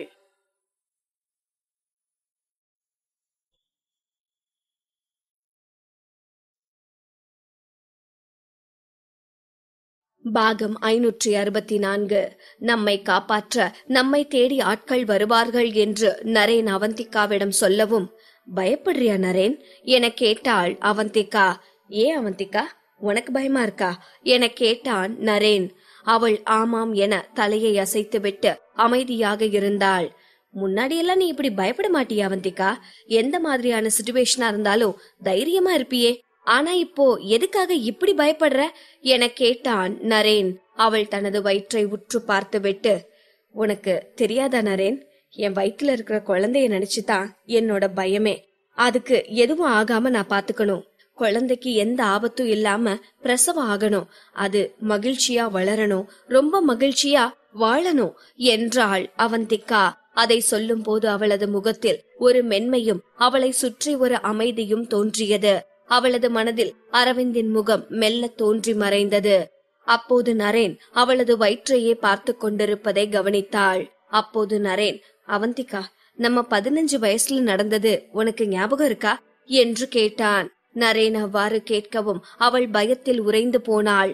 அவந்திகா எதுவும் பேசாமல் அமைதியாக நிற்கவும் நரேனே தொடர்ந்து பேசினான். அப்போ நான் என் அப்பா கூட சண்டை போட்டு வீட்டை விட்டு ஓடி போகணும்னு உறுதியா இருந்தேன். உன்கிட்ட வந்து சொல்லிட்டு போக வந்தேன் என்றான் நரேன். அவன் பேசும் பொழுது அவனது மனக்கண்ணில் அவனது கடந்த கால வாழ்க்கை மின்னத் தொடங்கியது. அன்று நரேன் அவந்திகாவிடம் வந்து அதை சொன்ன போது அவள் என்ன சொன்னாலும் நரேன் கேட்க மாட்டான் என்ற காரணத்தினால் அவளும் தன் பொருட்களுடன் ஒரு பேக்கை எடுத்துக்கொண்டு அவனுடன் செல்வதற்கு ஆயத்தமாகி இருந்தாள். அப்போது அவந்திகாவை பார்த்து, ஏ அவந்திகா, இப்போ நீ என்ன பண்ற என கேட்டான். நானும் உன் கூட வீட்டை விட்டு ஓடி வரேன் நரேன். நீ மட்டும் தனியா போய் உனக்கு ஒரு பிரச்சனைனா என்ன பண்ணுவ என்றாள் அந்த குட்டி அவந்திகா. அவ்வாறு சொன்ன அவந்திகா பேக்கை மாட்டிக்கொண்டு நரேனுக்கு முன்னால் விறுவிறுவென நடந்தாள். அந்த காட்சிகள் எல்லாம் நரேனின் மனத்திரையில் ஓடிக்கொண்டிருக்க, திமிர் பிடிச்ச அவந்திகா என தனக்குள்ளேயே முணுமுணுத்தான். ஆனால் அன்று அவர்கள் வீட்டை விட்டு ஓடும் முயற்சி தோல்வியில்தான் முடிந்தது. அவர்கள் வீட்டிற்கு திரும்பி இருந்தனர். அதற்கு காரணம் என்னவென்றால், தொடர்ந்து 6 மணி நேரம் நடந்ததற்கு பிறகு அவந்திகா சட்டென தனக்கு பசிக்கிறது என்றாள். நரேனும் சில மணி நேரங்களாக பசியோடுதான் இருந்தான். அப்போதெல்லாம் அவனுக்கு வீட்டிற்கு திரும்பி செல்ல வேண்டும் என்று தோன்றியதில்லை. ஆனால் எப்போது அவந்திகாவிற்கு சாப்பாடு வேண்டும் என்று தெரிந்ததோ அப்போதே நரேன் சற்று தூரம் நடந்து சென்று அங்கிருந்த டெலிபோனில் வீட்டிற்கு அழைத்தான். இதையடுத்து இரு குடும்பத்தினரும் தங்களது காரில் வந்து அவர்களை வீட்டிற்கு அழைத்துச் சென்றனர். முதலில் திமிராக வீட்டை விட்டு ஓடிய குழந்தைகள் இருவரும் அப்போது தங்கள் வாளை சுருட்டி கொண்டு அமைதியாக காரில் அமர்ந்திருந்தார்கள். அந்த சம்பவத்திற்கு பிறகு அவன் எப்போதும் இவ்வளவு பிடிவாதமாக இருந்தது கிடையாது. இதையெல்லாம் யோசித்து பார்த்த நரேன், அவந்திகா, அந்த நேரத்துல நான் வேற எதையும் யோசிக்கல. எனக்காக என்னோட வீட்டை விட்டு ஓடி வர ஒரு பொண்ணு தயாரா இருக்கான்னா அவளுக்காக என்ன வேணும்னாலும் செய்யலாம். வாழ்க்கை முழுக்க அவளை சந்தோஷமா பாத்துக்கணும்னு நான் சபதம் எடுத்தேன் என்று மென்மையான குரலில் சொன்ன நரேன் அவந்திகாவை மிகவும் தீவிரமான முகபாவத்தோடு பார்த்து, அவந்திகா, அந்த நேரத்துல நீ அகிலனை கூட்டிட்டு நைட்டோட நைட்டா வீட்டை விட்டு போனதும் நான் எவ்வளவு துடிச்சு போயிட்டேன் தெரியுமா? மொத்த பெங்களூர் முழுக்க நான் உன்னை தேடி பார்த்தேன். பைத்தியம் பிடிச்ச மாதிரி இருந்துச்சு அவந்திகா என்றான். அதன் பின் சிறு வயதிலேயே அவன் தன் குடும்ப பொறுப்பை மொத்தமாக ஏற்றது கூட அப்போதுதான் அவனால் அவந்திகாவை தேட முடியும் என்பதற்காகத்தான். அவன் வீட்டை விட்டு ஓடிய போது அவளும் அவனுக்காக அவனுடன் வீட்டை விட்டு வந்தாள். அதனால் அவள் காணாமல் போன போது அவளை கண்டுபிடிக்கும் பொறுப்பை அவன் ஏற்றுக்கொண்டான். அவன் இளமை காலம் தொட்டு இப்போது அவன் அவந்திகாவை சந்தித்த நாள் வரை விடாமுயற்சியோடு எல்லா வகையிலும் அவந்திகாவை தேடிக்கொண்டுதான் இருந்தான். ஆனால் அது அவளை காயப்படுத்தும் என்று ஒரு நாளும் அவன் யோசித்து பார்த்ததில்லை. இதை யோசித்தவன் கண்களை சுருக்கி அவந்திகாவை பார்த்தான். அவள் தூங்கிவிட்டதைப் போல் அமைதியாக கண்களை மூடி படுத்திருந்தாள். ஆனால் அவள் தூங்கவில்லை என்பது நரேனுக்கு உறுதியாக தெரியும். மிகவும் மெல்லிய குரலில், அவந்திகா, நான் பண்ணுனது உன்னை காயப்படுத்தியிருந்தா நான் அதுக்காக மன்னிப்பு கேட்டுக்கிறேன். என்ன மன்னிச்சிரு என்றான். அதே நேரம் இங்கு எப்போது அவந்திகாவை வீட்டிற்கு அழைத்து செல்கிறேன் என்று நரேனிடமிருந்து கால் வந்ததோ அப்போதே அரவிந்தின் முகம் கடும் கோபமாக மாறியது. ஆனால் அவன் அப்போது எதுவும் செய்ய முடியாத நிலையில் இருந்ததால் அமைதியாக இருந்தான். கோபமாக தன் போனை முறைத்து பார்த்தவன் அடுத்த நொடியே அவந்திகாவிற்கு போன் செய்தான். ஆனால் அவந்திகாவின் போன் தொடர்பு எல்லைக்கு வெளியே இருந்தது. அவன் விடாமல் மீண்டும் மீண்டும் கால் செய்து கொண்டே இருந்தான். ஒரு கட்டத்தில் போன் சுவிட்ச் ஆஃப் ஆகி இருந்தது. கண்டிப்பாக இது நரேனின் வேலையாகத்தான் இருக்கும் என்று நினைத்த அரவிந்த் வேறு வழியின்றி தன் காரை எடுத்துக்கொண்டு மிகவும் மெதுவாக வீட்டிற்கு வந்து சேர்ந்தான். அவன் வீட்டிற்கு வந்ததும் தான் அவந்திகா அப்போது வரை வீட்டிற்கு வரவில்லை என்பது அவனுக்கு தெரிந்தது. வீட்டிற்கு அழைத்து வருவதாக சொல்லிவிட்டு இந்த நரேன் அவந்திகாவை வேறு எங்கோ அழைத்து சென்றிருக்கிறான் என்று நினைத்த அரவிந்த் கோபமாக வீட்டிற்குள் அங்கும் இங்கும் நடந்து கொண்டிருந்தவன் 1 மணி நேரம் கடந்தும் அவந்திகா வீட்டிற்கு வராமல் போகவும் அவன் அவந்திகாவிற்காக அனுப்பியிருந்த பாடி கார்டுகளுக்கு போன் செய்து அவங்க 2 பேரும் எங்க இருக்காங்க என்றான். சார், அவங்க 2 பேரும் இன்னும் அண்டர் கிரவுண்ட் பார்க்கிங்ல தான் இருக்காங்க என்று அரவிந்திற்கு பதில் கிடைத்தது. என்னதான் இந்த பாடி கார்டுகள் அவந்திகாவை பின்தொடர்ந்தாலும் அவர்களால் அவளை மிகவும் நெருக்கமாக பின்தொடர முடியவில்லை. அப்படி செய்தால் கண்டிப்பாக அவர்கள் மாட்டிக்கொள்வார்கள். அதனால் அவர்கள் அண்டர் கிரவுண்ட் பார்க்கிங்கிற்கு செல்லாமல் வெளியிலேயே நின்று அவந்திகாவும் நரேனும் வெளியே வருவார்கள் என்று காத்து கொண்டிருந்தார்கள். ஆனாலும் பார்க்கிங்கில் எப்படி 2 மணி நேரம் இருக்க முடியும்? அரவிந்தின் கண்கள் சுருங்கியது. சீக்கிரம் சீக்கிரம் உள்ள போய் அவங்க என்ன பண்ணிட்டு இருக்காங்கன்னு பாருங்க என்றான் கோபமாக. ஓகே சார் என்று சொன்னவர்கள் அடுத்த நொடி பார்க்கிங்கிற்குள் சென்றார்கள். அடுத்த 5 நிமிடத்தில் அரவிந்திற்கு அவர்களிடமிருந்து போன் கால் வந்தது. சார், அவங்க 2 பேரையும் காணோம் என்று பதற்றமாக மறுபுறமிருந்து குரல் கேட்கவும் இங்கே அரவிந்த் பதறிப்போனான். அதுவரை சோஃபாவில் அமர்ந்திருந்தவன் சடார் என்று எழுந்து நின்று, என்னது காணோமா, என்ன சொல்றீங்க என்றான். சார், இன்னும் நரேனோட கார் இங்க பார்க்கிங்ல தான் இருக்கு. அவங்க லிப்ட்ல கீழே போறத நாங்க பார்த்தோம். ஆனா அதுக்கப்புறம் அவங்க பார்க்கிங்க விட்டு வெளியே வரவும் இல்ல, திரும்ப ஆபீஸ்க்கு போகவும் இல்ல என்று அவனுக்கு பதில் கிடைத்தது. இதை கேட்ட அடுத்த நொடி அவனுக்கு தோன்றியது நரேன் அவந்திகாவை கிட்னாப் செய்து விட்டான் என்பதுதான். இதற்கு முன்னாலும் இப்படி நடந்து இருக்கிறது தானே? அப்படி என்றால் இப்போதும் அப்படித்தான் நடந்திருக்க வேண்டும் என்று அரவிந்த் யோசித்தான். சீக்கிரம் நரேனோட எல்லா இடத்துக்கும் போய் பாருங்க, அவங்க அங்க போயிருக்காங்களான்னு செக் பண்ணுங்க என்றான். ஓகே சார் என்ற பதிலுடன் போன் துண்டிக்கப்பட்டது. அரவிந்த் கோபமாக இங்கும் அங்கும் நடந்து கொண்டிருந்தான். சட்டென அவந்திகா ஏதோ ஆபத்தில் இருப்பதாக அவனுக்கு ஒரு உள்ளுணர்வு சொல்ல ஆரம்பித்தது. அடுத்த நொடி அவனுடைய பாடி கார்டிடமிருந்து கால் வந்தது. அரவிந்த் சார், இப்பதான் நாங்க பேஸ்மெண்ட்ல அந்த கேமராவை செக் பண்ணி பார்த்தோம். நரேன் சாரையும் அவந்திகா மேடமையும் ஒரு கும்பல் கடத்திட்டு போறது தெரிஞ்சது என்று மிகவும் பதற்றமான குரலில் மறுபக்கம் இருந்தவர் சொல்லிக் கொண்டிருந்தார். இதை கேட்ட அடுத்த நொடி அரவிந்த் வேகமாக வீட்டை விட்டு வெளியே ஓடி வந்தான். அவங்கள கடத்திட்டு போன அந்த கார் எந்த டைரக்ஷன்ல போச்சு? சீக்கிரம் நீங்க எல்லாரும் ஏன் கூட வாங்க என்றான் கட்டளையிடும் குரலில். அதே நேரம் இங்கே அவந்திகாவின் கண்கள் சொருகிக் கொண்டு வந்தது. அவள் அப்படியே அந்த குளிர்ச்சியான சுவற்றில் சாய்ந்து தூங்க ஆரம்பித்தாள். ஆனால் அவள் நன்றாக தூக்கம் வராமல் தவித்துக் கொண்டிருந்தாள். அவள் இரவு உணவு சாப்பிடவில்லை என்றதால் பசியில் அவள் வயிறு கத்த ஆரம்பித்தது. அதனால் அவளுக்கு குமட்டல் வருவது போலவும் இருந்தது. அவள் அரை மயக்கத்தில் இருந்த இந்த நேரத்தில் கதவு திறக்கப்பட்டது. அவந்திகா பயத்தில் வேகமாக கண்களை திறந்தாள். கும்பலாக ஆட்கள் அந்த அறைக்குள் நுழைவது அவளுக்கு தெரிந்தது. சட்டென அந்த அறையில் இருந்த லைட் போடப்பட்டதும் அவந்திகாவிற்கு கண்கள் கூச ஆரம்பித்தது. அவள் அந்த வெளிச்சத்தை தடுக்க தன் கைகளை வைத்து கண்களை மூடினாள். அவள் கண்களை திறக்கும் போது அவள் எதிரே கூட்டமாக நிறைய ஆட்கள் நின்று அவளை ஏளனமாக பார்த்து கொண்டிருப்பது தெரிந்தது. அதிலிருந்த அந்த தலைவன் தனது ஓட்டை பற்களை காட்டி சத்தமாக சிரித்தவன் நரேனை பார்த்து, எனக்கு இப்பத்தான் நீ ஏன் என்ன அடிச்சேன்னு புரிஞ்சது. எல்லார் கவனத்தையும் உன் பக்கம் திருப்பி உன்னோட இந்த அருமை காதலிய காப்பாத்திரலான்னு நினைச்சியா? வாய்ப்பே இல்ல. இப்ப பாரு உன்னை நாங்க எப்படி டார்ச்சர் பண்ண போறோன்னு என்றான் மிகவும் ஏளனமான குரலில்.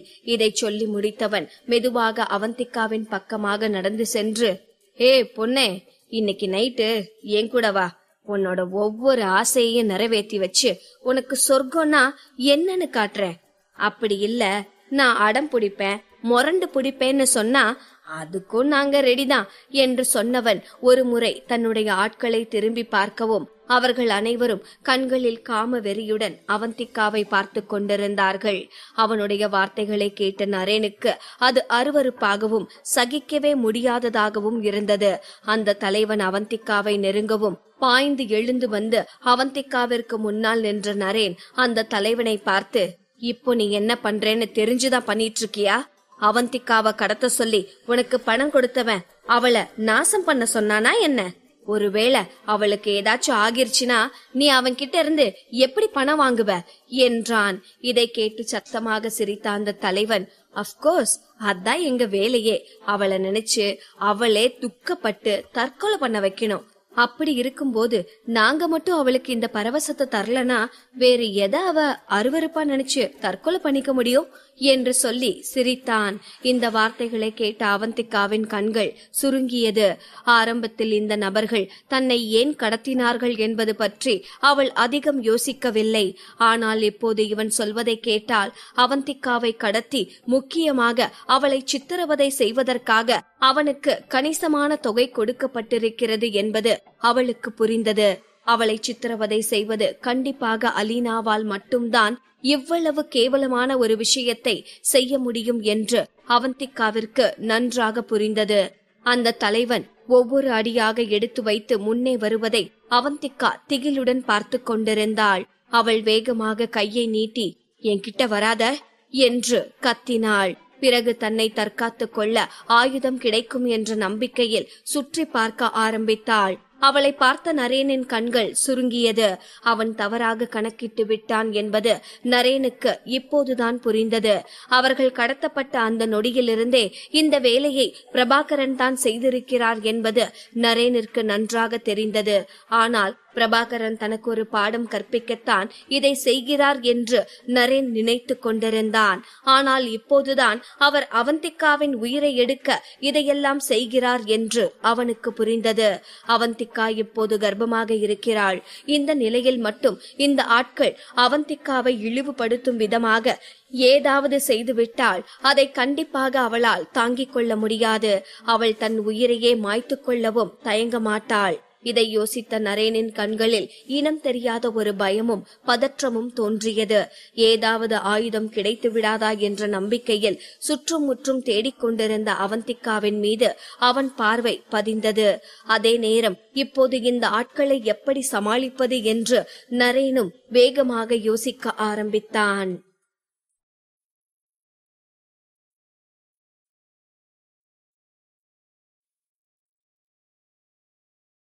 பாகம் 565.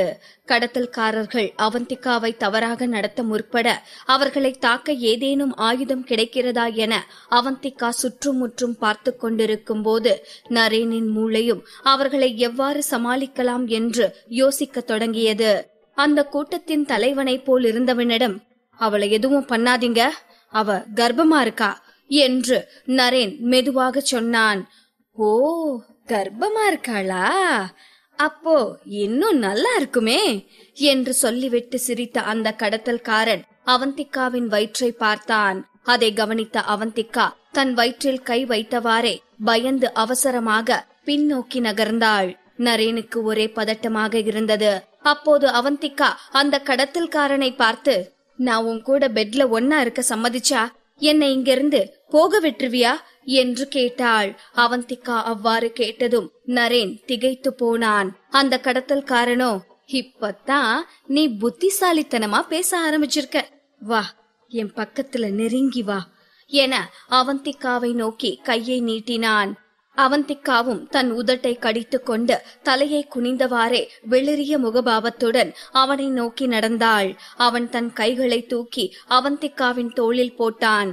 அவன் அவந்திக்காவை இன்னும் நெருக்கமாக அணுக முற்பட்ட போது, ஹே தள்ளி நில்லு என்று கத்தினாள் அவந்திக்கா. சட்டன் அவனை விட்டு பின்னால் நகர்ந்த அவந்திக்கா அந்த கடத்தல்காரனின் இடுப்பில் இருந்து திருடிய அவனது மின்சார தடியை அவன் முன்னால் நீட்டி சுழற்றினாள். அதை கண்டதும் அவன் அதிர்ச்சியில் உறைந்து போனான். யாரும் என்கிட்ட வர முயற்சி பண்ணாதீங்க, கிட்ட வந்தீங்கன்னா அப்புறம் என்ன நடக்கும்னே எனக்கு தெரியாது என்று சொன்னாள் அவந்திகா. கடத்தல்காரர்கள் அவந்திகாவை நெருங்கி வர முயலும் போது அவள் தன் கையில் இருந்த மின்சார தடியை நீட்டி அவர்களை தாக்குவதைப் போல பயம் காட்டினாள். ஆனால் அந்த கடத்தல்காரனோ சிறிதும் பயப்படாமல் அவந்திகாவின் முன்னால் நின்று கொண்டிருந்தான். அவனையே அவந்திகா குழப்பமாக பார்த்து கொண்டிருக்க, நீ எங்களை பயமுறுத்த வேற ஏதாச்சும் டெக்னிக்கை யூஸ் பண்ணிருக்கலாம். அந்த எலக்ட்ரிக் தடிய நான் நேத்து சார்ஜ் போட மறந்துட்டேன். இப்போ அதுல பவர் கம்மியாத்தான் இருக்கும். அத நீ யூஸ் பண்ண முடியாது என்றான் அந்த கடத்தல்காரன். அவன் சொன்னதை கேட்டதும் அவந்திகாவிற்கு அதிர்ச்சியாக இருந்தது. அடுத்த கணமே அந்த தடியின் பட்டனை அழுத்தி அதை செயல்படுத்த முயன்றாள். ஆனால் அந்த தடி ஆன் ஆகவே இல்லை. அதை பார்த்து அங்கிருந்த கடத்தல்காரர்கள் அனைவரும் அவந்திகாவை பார்த்து கும்பலாக சிரிக்க ஆரம்பித்தனர். அந்த சிரிப்பொலி அடங்கியதும் அந்த கடத்தல்காரன் அவந்திகாவை கோபமாக பார்த்து, உண்மையில நீ ரொம்ப மோசமான பொண்ணா இருக்க. நான் இத எதிர்பார்க்கல. எல்லாரும் அவளை புடிங்கடா. அவ நம்ம கிட்ட இருந்து எப்படி தப்பிக்கிறான்னு நானும் பாக்கத்தான் போறேன். அவளை என்ன பண்றேன்னு எல்லாரும் பாப்பாங்க என்றான். அவந்திகாவை எல்லார் முன்னாலும் நிற்க வைத்து அவளை அசிங்கப்படுத்த வேண்டும் என்ற நோக்கத்துடன் பேசிக் கொண்டிருந்தான் அந்த கடத்தல்காரன். அவன் பேசியதை கேட்டு கோபம் தலைக்கேற நின்ற அவந்திகா தனது உதட்டை கடித்துக் கொண்டு தன் கோபத்தை கட்டுப்படுத்திக் கொண்டாள். அந்த கடத்தல்காரர்கள் அவந்திகாவை நெருங்கி வருவதை பார்த்த நரேன் அவந்திகாவின் கையில் இருந்த அந்த மின்சார தடியை பறித்து கொண்டவன் அவந்திகாவின் கையை இறுக பற்றி இழுத்து அவனுக்கு பின்னால் பாதுகாப்பாக நிறுத்தி கொண்டான். அவந்திகாவை தொடணும்னா என்ன தாண்டி போய் தொடுங்கடா பாப்போம் என சினிமா ஹீரோ போல கம்பீரமாக சொன்னான் நரேன். அப்போதும் அந்த கடத்தல்காரர்கள் அவனை நெருங்கி வரவும் வேகமாக செயல்பட்ட நரேன் அந்த தடியை சுழற்றி தன்னை நெருங்கி வந்தவர்களை அடிக்கத் தொடங்கினான். அவனது ஒவ்வொரு அசைவும் மிகவும் கம்பீரமாகவும் உறுதியானதாகவும் இருந்தது. அந்த தடியால் அடி வாங்கிய ஒவ்வொருவரும் வலி பொறுக்க முடியாமல் ஐயோ அம்மா என கத்திக் கொண்டிருந்தனர். நரேன் தனது தடியை வைத்துக் கொண்டு அவர்கள் அனைவரையும் தங்களை நெருங்க விடாமல் சமாளித்து பின்வாங்க வைத்துக் கொண்டிருந்தான். அப்போது வாசலை நோக்கிய பாதை தெளிவாக புலப்பட்டது. இப்போது ஓடினால் அந்த பாதை வழியாக தப்பித்து விடலாம். அவந்திகாவிற்கும் அது நன்றாகவே தெரிந்தது. ஓடு அவந்திகா, இங்கிருந்து தப்பிச்சு ஓடிரு என்று நரேன் கத்துவதும் தெளிவாக அவளது காதுகளில் விழுந்தது. நரேன் என்று ஒரு வெள்ளை சட்டை அணிந்திருந்தான். ஆனால் அதன் நிறம் வெள்ளைதானா என்று இப்போது சந்தேகப்படும்படி அதன் நிறம் இருந்தது. சட்டை முழுக்க இரத்த கரையால் நிரம்பி இருந்தது. அதை பார்த்தவாறே அவந்திகா எதுவும் பேசாமல் நின்று கொண்டிருந்தாள். என்ன அவந்திகா, அப்படியே நிக்கிற? நான் சொல்றது காதுல விழுதா இல்லையா? இங்கிருந்து ஓடிரு. நான் இவங்களெல்லாம் கொஞ்ச நேரத்துக்கு தடுத்து வைக்க முடியும். அதுக்குள்ள நீ தப்பிச்சு ஓடிரு அவந்திகா என்று கத்தினான் நரேன். அவந்திகா நரேனை பார்த்து தேங்க்ஸ் நரேன் என்று கத்திவிட்டு வாசலை நெருங்குவதற்காக 2 அடி எடுத்து வைத்தாள்.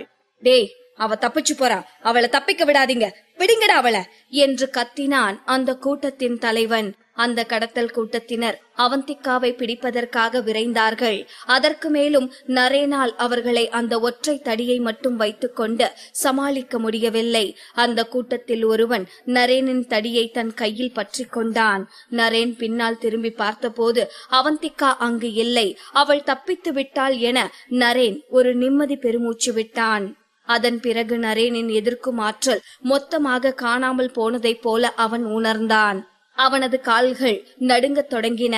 இன்று தனது கதை இந்த இடத்திலேயே முடிய போகிறதா என்று நினைத்த நரேன் சத்தமாக சிரித்தான். அப்போது கிட்ட வராத, தள்ளிப்போ என்று யாரோ கத்தும் சத்தம் கேட்டது. நரேன் திரும்பி பார்த்தான். அங்கு அவந்திகா ஒரு பெரிய சமையலறை கத்தியுடன் நின்று கொண்டிருந்தாள். உண்மையில் யோசித்து பார்த்தால் இப்போது அவந்திகா செய்ய வேண்டிய காரியம் என்னவென்றால் நரேனை அங்கேயே விட்டுவிட்டு அவள் தப்பிச் செல்ல முயற்சிப்பதுதான். அதுதான் புத்திசாலித்தனமான முடிவாகவும் இருக்கும். ஏனென்றால் அந்த கடத்தல்காரர்கள் நரேனை கொலை செய்யும் அளவிற்கெல்லாம் துணிய மாட்டார்கள். அவனுக்கு ஏதாவது ஆனால் பெங்களூர் சிட்டியே பிரளயமாக மாறிவிடும் என்பது அவர்களுக்கெல்லாம் நன்றாகவே தெரியும். அவந்திகாவும் கர்ப்பமாக இருப்பதால் இந்த நேரத்தில் தப்பிச் செல்லாமல் திரும்பி வந்து அவர்களுடன் சண்டையிடுவதெல்லாம் சரியாக இருக்காது. எந்த நேரத்திலும் அவளுக்கு கருச்சிதைவு ஏற்படுவதற்கான வாய்ப்பு அதிகம் இருக்கிறது. ஆனால் அவள் மனம் நரேனை அங்கு தனியாக விட்டுவிட்டு தான் மட்டும் தப்பிச் செல்வதை ஏற்கவில்லை. குறிப்பாக அவன் தனக்காக போராடும் போது அவனை விட்டு எப்படி செல்ல முடியும் என்று யோசித்தாள் அவந்திகா. அவந்திகா ஒரு கையில் பெரிய கத்தியை வைத்துக் கொண்டு நின்று கொண்டிருந்தாலும் பயத்தில் அவளது உடல் நடுங்கிக் கொண்டுதான் இருந்தது. ஆனாலும் அதை சமாளித்துக் கொண்டு தன்னை யாரும் நெருங்கி வராதவாறு அந்த கத்தியை வைத்து மிரட்டி கொண்டிருந்தாள். அவள் நினைத்ததைப் போலவே அங்கிருந்த ஆட்கள் அவளது கத்திக்கு பயந்து அவளை நெருங்கி வராமல் தள்ளியே நின்று கொண்டிருந்தார்கள். அந்த இடமே மயான அமைதியாக மாறிப்போனது. அவந்திகா தன் கையில் கத்தியை இறுக்கமாக பிடித்தவாறே சுற்றி இருந்தவர்களின் மீதும் ஒரு பார்வையை வைத்துக் கொண்டு நரேனை நெருங்கிச் சென்றாள். தன் அருகில் வந்த அவந்திகாவை பார்த்த நரேன், அவந்திகா, எதுக்காக நீ இப்ப திரும்பி வந்த என்று பதட்டமாக கேட்டான். அவன் கேட்டதற்கு எந்த பதிலும் சொல்லாத அவந்திகா சுற்றி இருந்த ஆட்களை பார்த்து, எல்லாரும் எங்களை விட்டு தள்ளி நில்லுங்க என்றாள். கத்தியை ஏந்தி கொண்டு இவ்வளவு பேரையும் ஒற்றை ஆளாக தைரியமாக எதிர்கொள்ளும் அவந்திகாவை பார்த்து அவர்கள் எல்லோரும் பயத்தில் உறைந்து போனார்கள். நரேன், என் கூட வா, சீக்கிரம் என அவந்திகா நரேனை அழைக்கவும் நரேனின் முகம் மாறுதல் அடைந்தது. அங்கு நடப்பதை பார்த்து கொண்டிருந்த அந்த கடத்தல்காரர்களின் தலைவன் தனது ஆட்களை பார்த்து, இவ ரொம்பவும் திமிர் பிடிச்ச பொண்ணா இருக்கா, இவள சும்மா விடாதீங்கடா என்றான். அவனது கட்டளையின் பேரில் அங்கிருந்த ஆட்களில் ஒருவன் அவந்திகாவை தாக்குவதற்காக அவள் மீது பாய்ந்தான். அதை கவனித்த அவந்திகா வேகமாக தனது கத்தியை பயன்படுத்த முயன்ற போது அது தனது கையில் இருந்து தவறி கீழே விழுந்தது. அந்த கணத்தில் அவந்திகா பயத்தில் உறைந்து போனாள். நிலைமை மோசமாவதை அறிந்த நரேன் அவந்திகாவின் கையை பற்றி இழுத்து தனக்கு பின்னால் மறைத்து கொண்டான். நரேனின் முதுகுக்கு பின்னால் இருந்த அவந்திகா தங்களை சுற்றி இருக்கும் ஆட்களை எல்லாம் பீதியுடன் பார்த்தாள். அவர்கள் எல்லோரும் நரேன் அவந்திகாவை நெருங்கி வந்து கொண்டிருந்தார்கள். நொடி பொழுதில் அங்கிருந்த ஆட்கள் எல்லாம் அவர்களை சூழ்ந்து கொண்டார்கள். அவந்திகாவும் நரேனும் அன்று இரவு உணவு சாப்பிடவில்லை என்பதாலும் இவ்வளவு நேரமாக அந்த கடத்தல்காரர்களிடம் போராடி கொண்டிருந்ததாலும் அவர்கள் சோர்வுடன் காணப்பட்டார்கள். அவர்களை சுற்றி நின்று கொண்டிருந்த ஆட்கள் எல்லாம் மிகவும் பலசாலிகளாக இருந்தார்கள். தர்க்க ரீதியாக யோசித்து பார்த்தால் அவர்கள் இருவரும் அந்த ஆட்களுடன் சண்டையிட்டு ஜெயிப்பதெல்லாம் லேசுப்பட்ட காரியம் இல்லை என்றே தோன்றியது. ஆனால் அவந்திகாவோ எதையும் எதிர்கொள்ளலாம் என்பதை போல தனது முஷ்டியை இறுக்கமாக முறுக்கிக் கொண்டிருந்தாள். அப்போது நரேன், நீ எதுக்காக அவந்திகா இங்க மறுபடியும் வந்த என இரண்டாவது முறையாக கேட்டான். அவனுக்கோ அந்த கேள்விக்கான பதில் அவசரமாக தேவைப்பட்டது. ஆனால் அவந்திகாவிடம் அவனுக்கு திருப்தி அளிக்கக்கூடிய பதில் இல்லை. இந்த கேள்வியிலிருந்து தன்னை விடுவித்துக் கொள்ள நினைத்த அவந்திகா, இப்போ இந்த கேள்விக்கான பதில தெரிஞ்சுக்கிறது தான் முக்கியமா? நாம இங்கிருந்து தப்பிக்கணும், அதுக்கான வழி என்னன்னு யோசிங்க என்றாள் நரேனிடம் சற்றே காட்டமான குரலில். நரேன் எதுவும் பேசாமல் அமைதியாக இருக்கவும் அவந்திகாவே தொடர்ந்து பேசினாள். நரேன், உனக்கு ஒன்னு ஞாபகம் இருக்கா? நாம சின்ன வயசுல விளையாடிட்டு இருந்தப்போ ஒரு தடவை நம்மள ரவுடிங்க சூழ்ந்துட்டாங்க. அதே மாதிரியான நிலைமைதான் நமக்கு இப்ப வந்திருக்கிறதோ.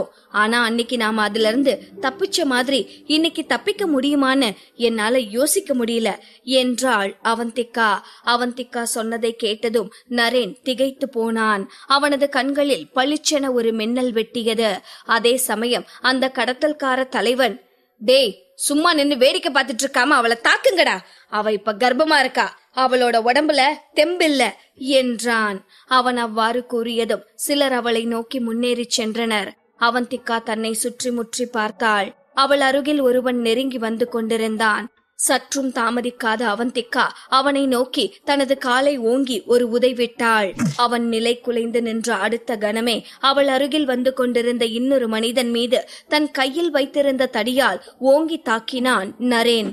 யாரும் எதிர்பாராத விதமாக நரேனும் அவந்திகாவும் தங்களது எதிர்ப்பை காட்டியிருந்தனர். நரேனும் அவந்திகாவும் ஆக சேர்ந்து அவர்களை நல்ல ஒத்துழைப்புடன் தாக்கிக் கொண்டிருந்தனர். ஆனால் சிறிது நேரத்திலேயே அவந்திகா தனது உடலில் சோர்வை உணர்ந்தாள். அவளது 2 கால்களும் பலவீனமாக மாறி நடுங்கத் தொடங்கின. அவளது வயிற்றில் வலியை உணர்ந்தாள். தலை கிறுகிறுத்து உடம்பெல்லாம் வியர்க்கத் தொடங்கியது. வலி கொஞ்சம் கொஞ்சமாக அதிகரித்து அவளது வயிற்றை பிசைய தொடங்கியது. அவள் எதுவும் செய்ய முடியாமல் தனது வயிற்றை கயிற்றை பிடித்து கொண்டு நின்றிருந்த போது அங்கிருந்த ஆட்களில் ஒருவன் தன் தடியை கொண்டு அவந்திகாவை தாக்க முன்னேறி வந்தான். அவன் தன்னை தாக்க வருவதை கவனித்தவள் அந்த தடி தன் மீது விழுந்தால் அது நிச்சயமாக தன் குழந்தைக்கு ஆபத்தை உண்டு பண்ணும் என்று நினைத்தவளின் உடம்பெல்லாம் நடுங்கத் தொடங்கியது. ஆனால் அதிலிருந்து தப்பிக்க முடியாதவாறு அவள் வயிற்றில் இருந்த வலி அவளை படுத்தி கொண்டிருந்தது. அவளால் அந்த இடத்திலிருந்து எழுந்து நிற்க கூட முடியவில்லை. அவள் மீது அந்த தடியின் அடி விழப்போவதை எண்ணிக்கொண்ட அவந்திகா பயத்தில் கண்களை இறுக மூடிக்கொண்டாள். அப்போது ஜாக்கிரதையாயிரு என்று ஒரு சத்தம் கேட்டது. நரேன் வேகமாக அவந்திகாவை தாக்க வந்தவன் மீது பாய்ந்து அவனை தாக்கினான். கண்களை மூடியிருந்த அவந்திகாவின் காதுகளில் யாரோ ஒருவனின் உடலில் தடியின் அடி பலமாக விழும் சத்தம் மட்டுமே கேட்டது. திகிலுடன் அவள் கண்களை விழித்து பார்த்தபோது நரேன் தன் மீது அந்த தடியடி விழாமல் காப்பாற்றி இருக்கிறான் என்பதை உணர்ந்து கொண்டாள். அவள் கண்கள் அதிர்ச்சியுடனும் நன்றியுடனும் நரேனை பார்த்து கொண்டிருந்தன. சற்று முன்னர் அவள் உடல் எவ்வளவு பயத்தில் நடுங்கியது என்பதையெல்லாம் வார்த்தைகளில் சொல்லிவிட முடியாது. ஆனால் இப்போது அவள் உடலில் அந்த பயம் கொஞ்சம் கொஞ்சமாக தணிந்து வருவதை அவள் உணர்ந்தாள். அப்போது அந்த கடத்தல்கார தலைவன், இந்த 2 பேரையும் சும்மா விடாதீங்கடா, அடிச்சு கொன்றுங்க என தனது ஆட்களுக்கு கட்டளையிட்டான்.